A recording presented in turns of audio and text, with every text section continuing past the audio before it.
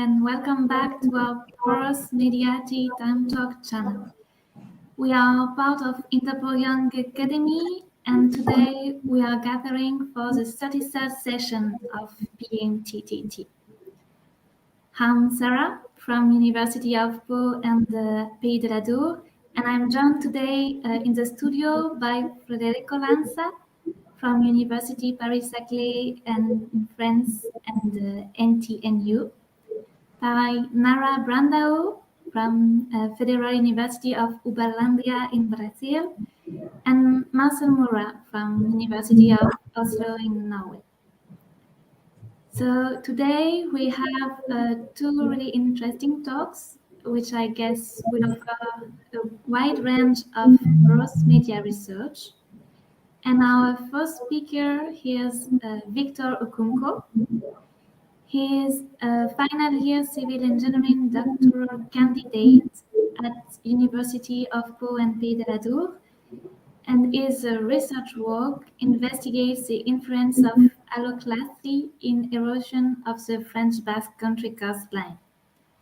And his talk today is about investigating crystallization-induced damages in porous media by application of quasi-simultaneous neutron and X-ray tomography. So, Victor, thanks for being here first, and the floor is yours. Okay, thank you, Sarah, and thank you to everyone in the team, the Interpol Young Academy. Thank you very much for giving me this opportunity to share my work, and I would quickly like to share my screen so that we can get going. Will you share your screen, Victor? Yes, perfect. Yes, please. Now I can put it there. Super. Okay. So can you see my screen? Yeah. Okay, good. Today I would be sharing excerpts of my work and investigation of crystallization-induced damage in porous media, but specifically by the application of quasi-simultaneous neutron and X-ray tomography. And this forms part of my PhD work, which is in a larger extent working on the influence of erosion along the southwest coast of France. So these images here show my project site where there is continuous erosion along the southwest coast of France. And among the various factors that we believe is causing this erosion, my work is to investigate how the crystallization of salt and the porous rocks along the stretch of the coast leads to the mechanical altering of the properties of the rocks, thereby leading to the damage of the rocks and then coastal erosion. So to present a brief backdrop of my work, in porous media, and for any porous media at all, anytime a porous media is filled with salt or a salt solution, there is very minimal damage that occurs. However, when there is crystallization of the salt solution within the porous media, there is the formation of crystals causes crystallization-induced pressures, and this pressure, when it's high enough, can lead to the damage of the porous material. So, in summation, I try to investigate this phenomenon on the pore scale by taking into effect the transport properties of the fluid, the temperature conditions, and then the onset of crystallization and then damage within the porous rocks along the coast of France. And to do that, my main objectives is to design an experimental protocol which we can use to indeed study this phenomenon, and also use quasi-simultaneous neutron and X-ray to gather like a very reliable experimental database that can be used for the possible numerical modeling of my work. And to do that, the first thing is to design the experimental protocol. And in this slide here, I'll show you a very simple experimental protocol which I've been using and which is working very well and can be reproduced in several other settings. So this experimental protocol includes the use of sodium sulfate salt. Sodium sulfate salt because in real life conditions, the sea, which is in the context of my work, contains a lot of sodium chloride. But for experimental work and a lot of lab work that is being done, sodium sulfate is preferred because of its aggressive nature. And this aggressive nature leads to the quickly deformation of a porous material so that we can see if indeed the protocol is working or not. So I also use sodium sulfate salt in my work. And the protocol is such that I keep the base of the sample and 3 molar concentration of sodium sulfate salt, and then perform the experiment in room temperature of approximately 20 degrees Celsius. What this does is that when the temperature is at 34 degrees Celsius, sodium sulfate salt is a fluid. And when it's a fluid in the porous material or porous rock, its damaging effect is very, very minimal. But at 20 degrees Celsius, then it crystallizes to form mirablite, which is the most damaging phase of the salt and can lead to its damage. So upon capillary uptake from the base of the sample, which is in contact with the fluid, the external factor of 20 degrees Celsius in the room temperature is able to influence the fluid within the porous material and then crystallize mirablite in the porous material, leading to the damage. And to observe this, I used 3 main methods. First, optical acquisition, which is a digital camera, then acoustic emission, and then my main methodology, which is quasi-simultaneous X-ray and neutron tomography. And on this slide, you see the porous rocks and the samples which I use for my work. The main target material being flesh rocks on the left, which is from the project site where there is the erosion. And also, I used a concrete sample, and this concrete sample forms part of a tunnel which was built along the project site to be able to contain the influence of the erosion. And then I also use Vosges sandstone rocks, which is quite heterogeneous and can mimic the target material. And then finally, I used a very homogeneous Laval sample. And the idea is the homogeneous sample would give us the opportunity to compare our experimental results with that of a numerical model. So in using the experimental protocol that I designed, these are some initial results that I gathered from my work. For the Laval sample, we can see that after 6 hours of continuous testing, there is the initiation of damage within the sample. For the Vosges sandstone, we can see that after 12 hours of continuous testing, indeed the sample is already far more deformed, and then the presence of salts can be seen on the sample. For the concrete sample, we see a propagation of the crack within the sample. We place the crack within the sample because for the concrete and the flesh rock, our initial study of the rock showed that it was very, very tough. It was a very tough material. So we placed an initial notch within the sample such that the fluid can easily flow within those porous sections and then have an effect on the sample. And after 5 days of continuous testing, we see that the concrete sample there is a propagation of the crack within the concrete sample. And for the flesh also, after 8 days of continuous testing, we see the propagation of damage within that sample as well. Quickly, these results here from the digital acquisition shows what is happening at the external boundaries of the sample. However, to study what is happening inside the sample, we then use the integration of an acoustic emission system. And this system gives us the opportunity to study the acoustic events which is happening within the sample. So, and the very left side of my slide, you see the experimental setup, which I use 6 acoustic sensors attached to the sample within the experimental protocol. And in the middle, you see my experimental results at the end of the experiment. And then on the right hand side, you see a brief slide showing you the location of acoustic events within the sample. So this simulation here is from the acoustic results that I had, which has been processed using MATLAB. And for every circle that we find here shows the location of an acoustic event within the sample. And if you compare that to the experimental results, we get to see that indeed the localization of the acoustic events correlate with the sections where we have damage within the sample.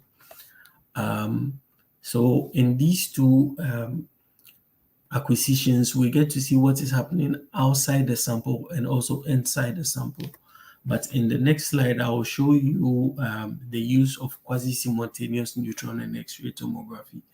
And the idea here is to be able to, at the same time, acquire what is happening within the sample and also what is happening outside the sample. And to do that, we went to the ILL in Grenoble to use their facility and collaborate with them. And the basic theory behind it is that when we have an X-ray source projected on the sample, we are able to see the deformation that happens in the sample by the X-ray interacting with the electrons within the sample. And for the neutron source also, we are able to see the capillary uptake and then the presence of salt within the sample. So we get to see both what is happening by the capillary uptake and then the salt, and we get to see the damage from that of the X-ray. And to do that, the basic, the experimental protocol I used was that for each sample, I first take an initial X-ray scan, and this initial X-ray scan serves as my reference scan. And in this reference scan, you can see the mechanical shape of the sample without any damage. And I would be quick to also say that in doing these experiments, I used only Vought sandstone.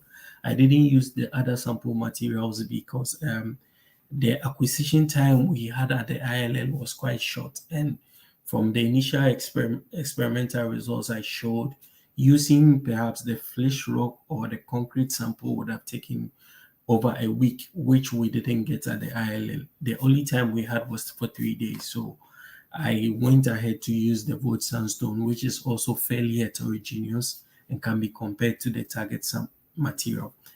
So in this initial results here, we see the X-ray sample at the start of the experiment, showing the heterogeneity of the sample. In the middle, we see the neutron scan after 17 hours of continuous testing. And then finally, we see the X-ray scan at 19 hours of continuous testing. So basically, we after the initial reference scan, we alternate between X-ray and neutron scans until we end the experiment.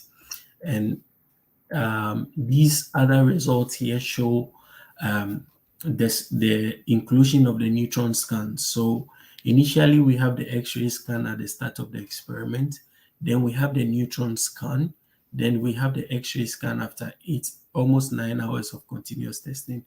But looking at the second neutron scan after almost 10 hours of continuous testing, we get to see the capillary front, which is rising within the sample. This we couldn't see earlier because the fluid flow within the sample hadn't gotten to the point that we could see it with the neutron scans and the field of view of the neutron scans. But in the subsequent results that I show here, we get to see the deformation of the sample after 14 hours of continuous testing.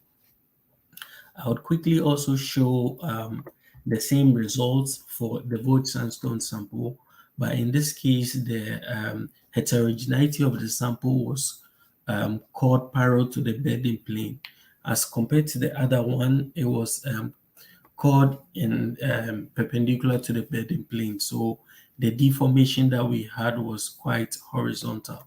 However, in this case, we chord it parallel to the bedding plane, and we observed that the deformation was quite vertical. And also, we get to see that because of the heterogeneity of the sample, after just 1 hour and 15 minutes of continuous testing, we can then see the full engulfment of the fluid within the sample.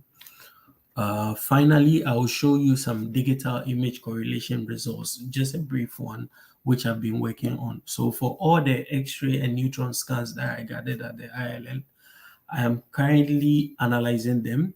And in analyzing them, I am comparing each X-ray scan against the subsequent one which was taken, and a way to be able to visualize the field of view and the presence of the onset of deformation within the sample. So the images I have here, this showing the start of the experiment, which is our reference scan, and this here showing our deformed sample after 19 hours of continuous testing. The images that you see here are for the field of the displacement field in the X direction, where we can clearly see the font of the fluid within the sample. And for the images that we have here, they show the field of view in the Y direction, where we can gradually see the onset of damage within the sample, and then the field of the displacement field, which is the variation between the two fields. So in conclusion, we have been able, my work has been able to design a suitable protocol which we can be able to use to study crystallization-induced damage in porous materials. And this protocol is quite simple, that we can use it to study crystallization-induced damage in a lot of other materials, not only building materials. And also we've been able to gather reliable experimental database by using neutron and X-ray tomography.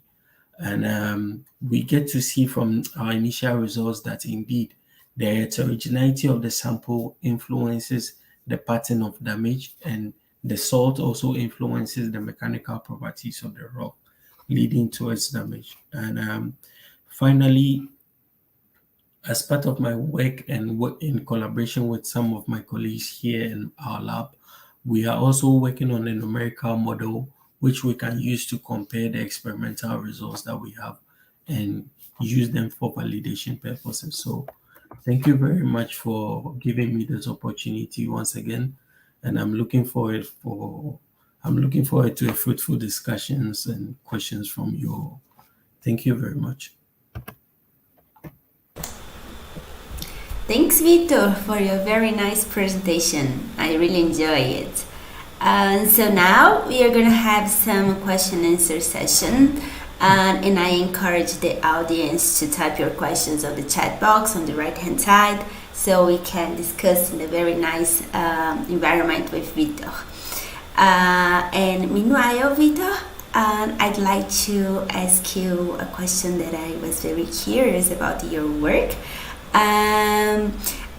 First, have you observed some relation in the pore field event by salt crystals and the pore space characteristics? You mentioned some things related to the heterogeneity of the sample, so I'd like to go deeper in this point.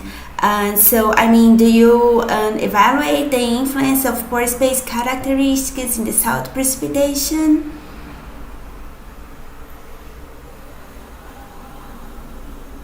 Oh, I guess you're mute. Okay, thank you very much. Yes. Yeah, we saw excerpts of this from our experiments at the ILM. And what we see is that because the sample is quite heterogeneous, and the zones where the heterogeneity is quite high, the salt solution tends to stay within that heterogeneous zones very more. And as it stays within that heterogeneous zones, then the salt crystallization easily happens within those zones. So Mm-hmm.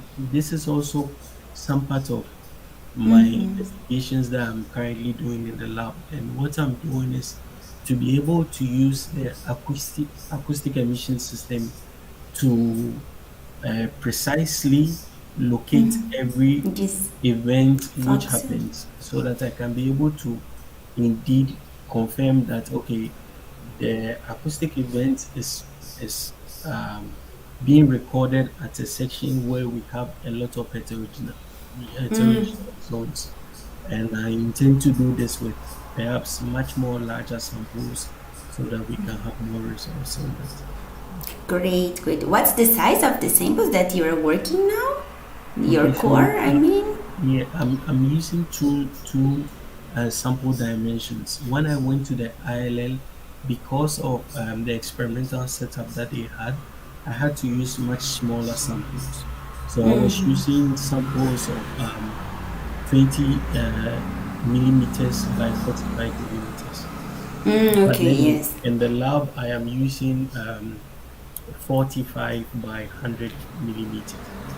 Okay, yes, yes.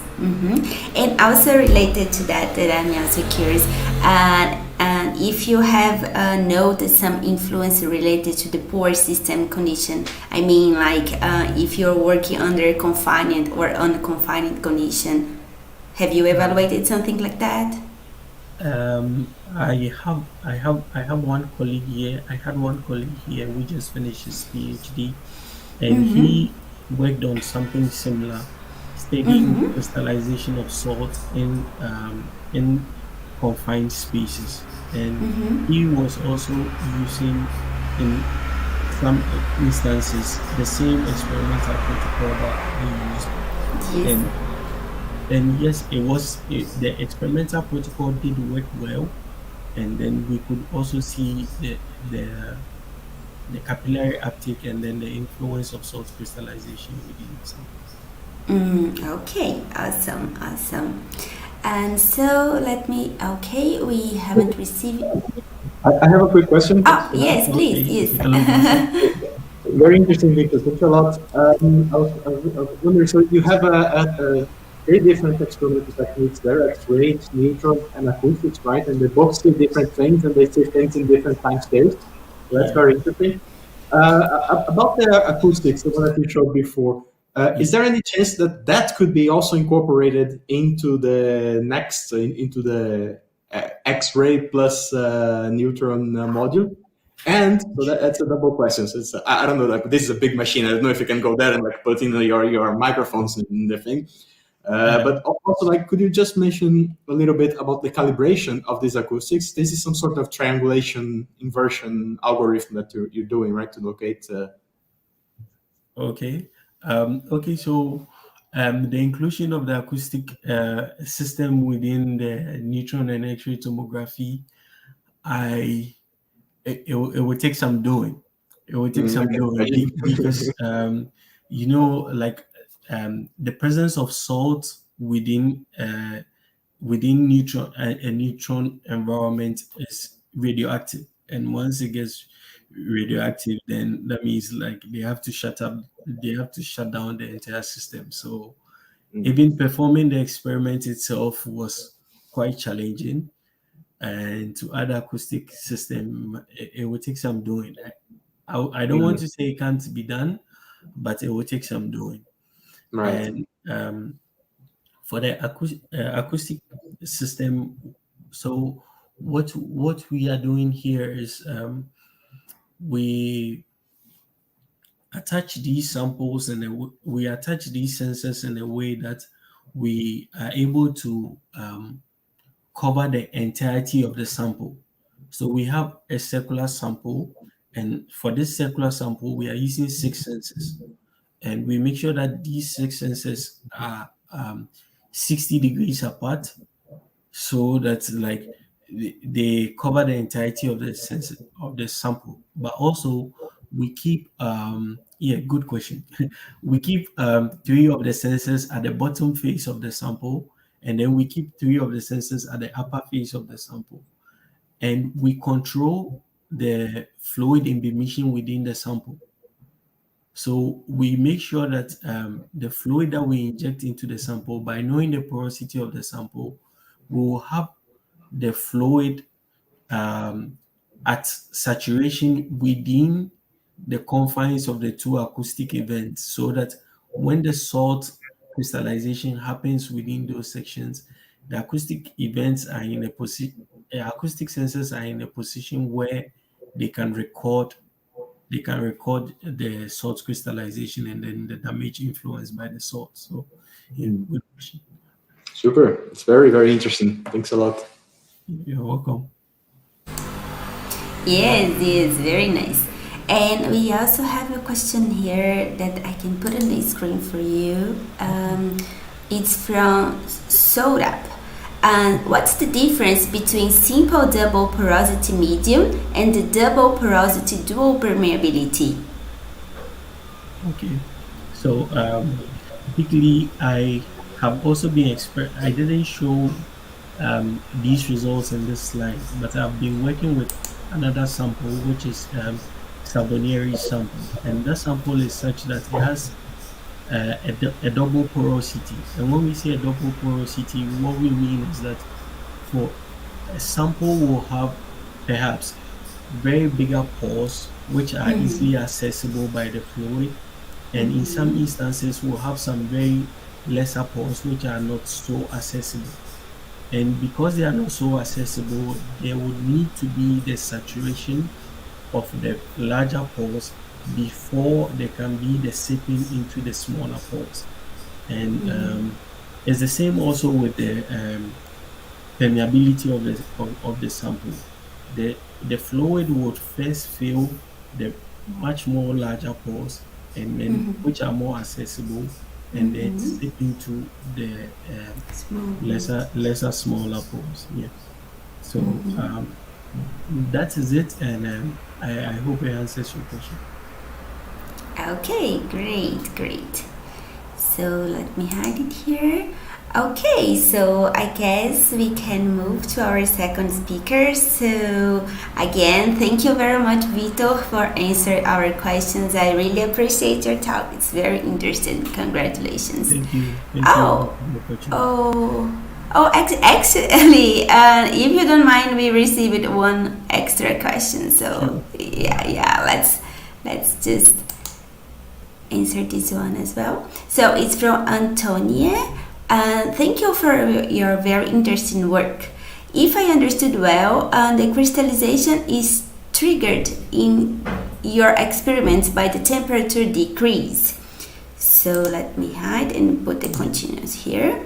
In the field, do you think that temperature is involved in the phenomena, and is it an important parameter? So I guess he's asking about the influence of temperature. Yes, I think the temperature is perhaps the most influencing parameter, and I say that because of the phase diagram of the sodium sulfate salt that I'm using. So when you have sodium sulfate salt in any porous material or in any environment, when it's at 34 degrees Celsius, there is no crystallization of the fluid. However, when the temperature drops to 20 degrees Celsius, you get to see that it crystallizes to form mirabilite. Indeed, it can crystallize to form other phases. There are like 5 different phases for the sodium sulfate salt, and all these phases form at different temperatures. So when it's at 20 degrees Celsius, it will form mirabilite, and this mirabilite is the most damaging phase. But at other temperatures, it will form different types of salt crystals, which might not be so damaging as the mirabilite.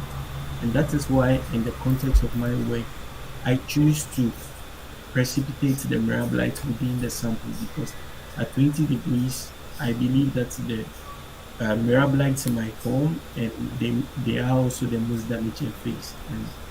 And yes, the temperature is perhaps the most influencing one that causes the crystallization of the sodium sulfate within the sample. Okay, thank you. and people are like, it's like in your work. So see, we have another one here. It's thanks for the interesting talk, Victor. And what are the information that the sensors give you? How will you incorporate them? Have you done it when the sample is exposed to the neutrons and X-rays? Okay. No. To begin with, no, I didn't do them when the sample was exposed to neutron electrons. This was a gradual series of experiments leading to using the X-ray and neutron. So in the first phase, like I discussed, I used only the digital cameras to see what was happening outside the sample. Then I used the acoustic sensors to study what was happening inside. So if you ask me what information do the sensors give me, I would say first they are able to give me the location, the localization of acoustic events happening within the sample.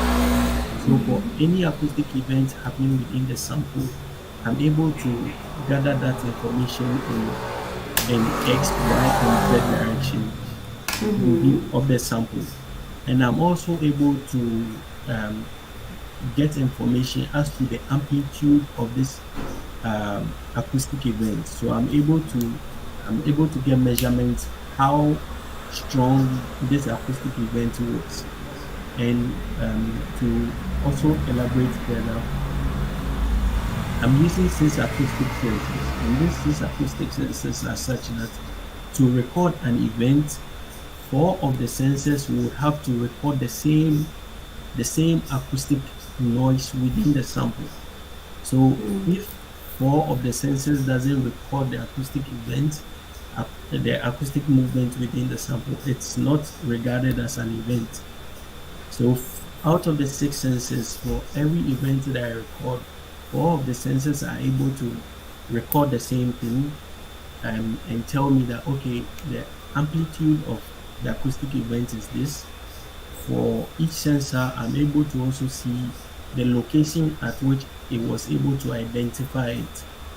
And it gives me the location in 3 directions. That is the X, the Y, and the Z direction as well. So that is the information I gather with acoustic sensors. Okay, awesome. So now, once again, thank you, Vito, for your very nice presentation. We appreciate your participation here. And let's move to our second speaker. And she's Kenza from Laval University in Canada. She is currently a PhD student in the Department of Geology and Geological Engineering at the Université Laval in Quebec City.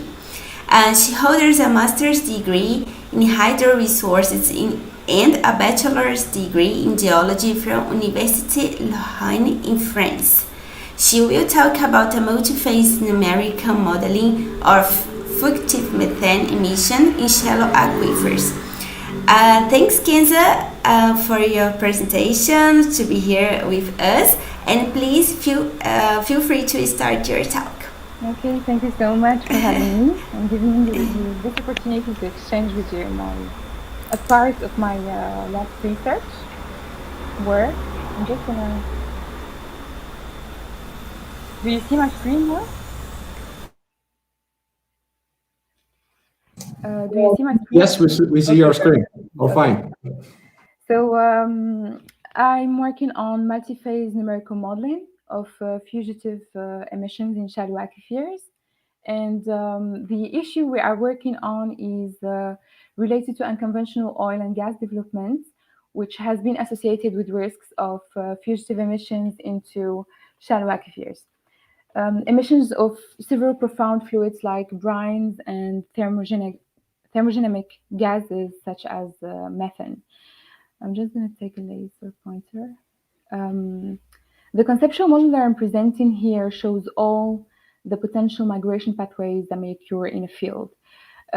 These fluids may follow an already existing weak area such as faults, or through production wells where cement quality is degraded. So a part of these fluids will dissolve in shallow aquifers water, and a part of it may even reach the atmosphere. In our study, we only focus on methane fugitive emissions coming from production wells and how it may affect the shallow aquifers. As you can see here, some field samples showed that the cement of the production well doesn't fill all the space it's supposed to fill, which means either it was poorly sealed or the quality of their cementation have decreased over time. So our main objectives are to improve the understanding of methane behavior, the free and the dissolved phases, compare different modeling approaches in order to establish a decision support systems, and all of that to use all of that to try identify the risks and help designing some mitigation strategies. For the numerical modeling, I'm using the open source code Dumux. It's used for multi-phase and multi-component flow and transport at a continuum scale. So it's described on a volume average basis.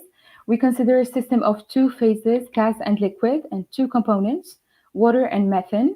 The flags considers advection and molecular diffusion processes.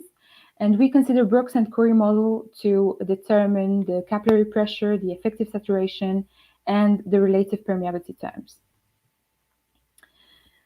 Now, for the mass transfer, to describe the mass transfer in Dumux between the gas phase and the liquid phase, two different approaches are available on Dumux. A local equilibrium approach where mass transfer between two phases occurs instantaneously at every time step, and where methane solubility is determined according to Henry's law. And the non-equilibrium approach, where the components are not necessarily connected via equilibrium relations, and we consider also the mass balance at the specific interfacial area between the two phases, assuming that the composition of the interface does not change. The rate of mass transfer between the phases is determined using the Sherwood number, which is a function of the flow regime and the fluid properties. For the lab scale, my simulations are based on a series of 2D experiments that have been performed at Queen's University by Cole Van Deven and Kevin Manford. That wasn't me. And so here we start with a uniform cell. This is how the lab cell looks like.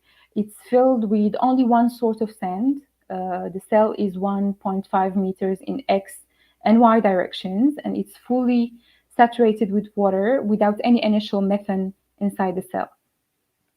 Then for the second case of layered cell, we make a small difference by adding two low permeability layers, one at the middle and another one at the top of the cell. The flow direction is from left to right, and as initial conditions, we consider a water saturation almost equal to 1, porosity of 35%. For the coarse sand, we use a permeability of 5 times 10 minus 10 square meters. And for the medium sand, a permeability twice lower than the first. Now, in terms of boundary conditions, I impose a hydrostatic pressure at the left and the right boundaries. Water saturation almost equal to 1 for the left boundary. No flow boundary at the bottom for the gas and the liquid phases. No flow condition for the liquid only at the top. And I allow an outflow for the gas at the top and the right boundaries. The water velocity is around 150 centimeters per day inside the cell. And here the red point symbolizes the gas source injection of methane as a gas. What I'm presenting here corresponds to the results of my simulations to propose to the data to which I have calibrated my model using a kinetic approach. I will tell you after why. So I was able to reproduce the lab observations as you can see here in this map, gas saturations, they vary in the observed data, between 0.04 and 0.12. The model estimates the average gas saturation profile to be around 0.1, and the gas plumb width, the width of the gas pattern inside the cell increases. It's still not completely calibrated yet, but we can see that the same behavior is reproduced. So the gas plumb width increases as gas travels away from the source. And for methane concentrations, with the kinetic approach, we get almost the same range of concentrations between 8.78 and 14.16 milligram per liter, which is consistent with the lab data. Also, same behavior, methane concentration increase with increased distance away from the injection source. So this is the lab results. It's Van Deven results. Why did we decide to use a non-equilibrium approach? Because the standard equilibrium model was given an overestimated concentrations around methane solubility, which is at these conditions of temperature and pressure 22 milligram per liter. So here I show a methane concentration at 2 observation points over time, D9 here in blue and D1 in green. We realized that equilibrium approach not only wasn't able to estimate the correct concentrations, but also it wasn't able to reproduce the observed behavior difference that was deduced in the lab between these 2 observation points. However, when we use the kinetic approach, we obtain very close concentrations to the observed data, and also the same observed behavior at D9 and D1 observation points. Now for the layered case, the simulated gas saturation varied between 0.04 and 0.14 as maximum, and the maximum is at the interface between the medium and the core sand. Once again, the model reproduces the same plumb width observed behavior, but still need to correct this overestimation. And for the methane concentrations, it varies between 2 milligram per liter and almost 5 milligram per liter. The maximum concentration was observed and simulated also at the same location. Sorry for that. At the same depth, like the observed data. So here I'm going to show you an animation, a simulation of the dissolved methane concentration in water phase. Okay, so as you can see, the highest concentration coming to this observation point is coming from the interface between the 2 materials, the medium sand and the coarse sand, where the gas pool with the maximum saturations was formed. And that explains why we have the maximum concentrations at this depth specifically. To summarize, as you've seen, that the equilibrium assumption was not reasonable in this context of lab experiments, and that the kinetic approach was needed to reproduce the data at the lab scale. We concluded also that the highest methane concentration is not necessarily closest to the gas leak source, even in homogeneous systems. And in heterogeneous systems, if we have capillary barriers that can represent locations of elevated methane concentration.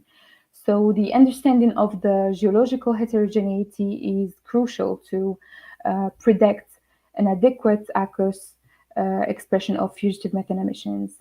The question now being asked is what are the criteria to investigate and describe the methane behavior? No, sorry, if we can use an equilibrium approach or a kinetic approach. Is dam Kohler number enough, or should we also investigate the details of the aquifer structures and other things? So that was my lab simulations. For now, I'm still working on some preliminary field simulations, but I didn't have the time to present any example for today. But for now, we're doing the same at the field scale. That was all for me. If you have any questions, feel free to ask. Thank you. Thank you very much, Kenza. It was a really nice presentation. Thank you. And let's see if we have some question from the audience. Okay. While we are waiting for a question from the audience, I would like to ask you then, you say at the end, we stress at the end that the heterogeneity of the porous structures itself is important for the propagation and in general for the displacement of this plume. So, of gas plume. Could you tell us more about it? I mean, because I expect, yes, I expect the heterogeneity, but also in general the.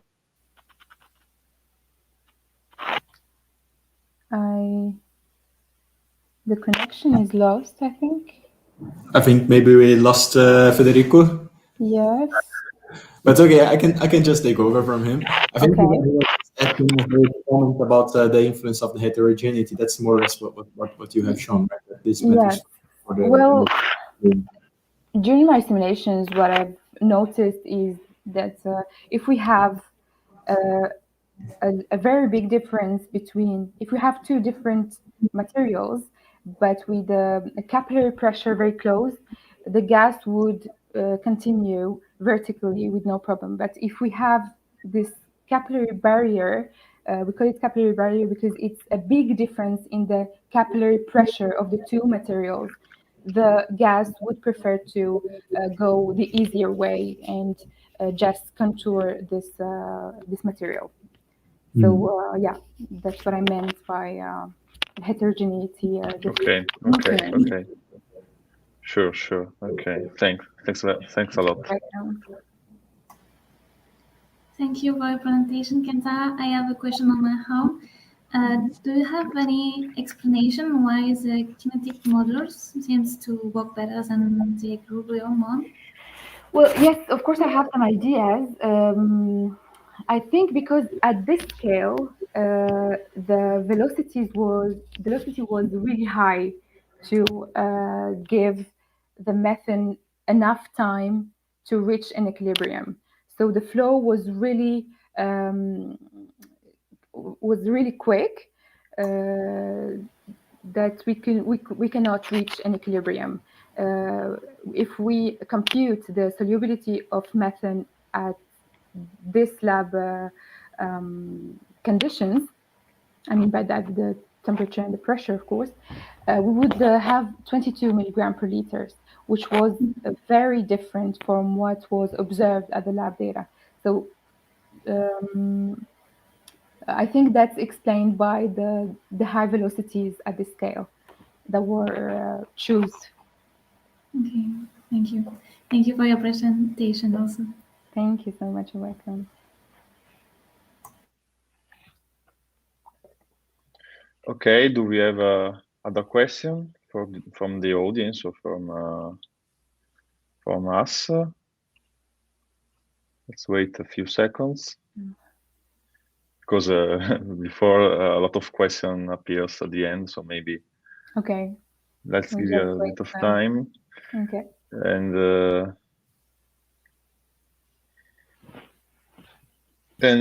well, just a curiosity from me again.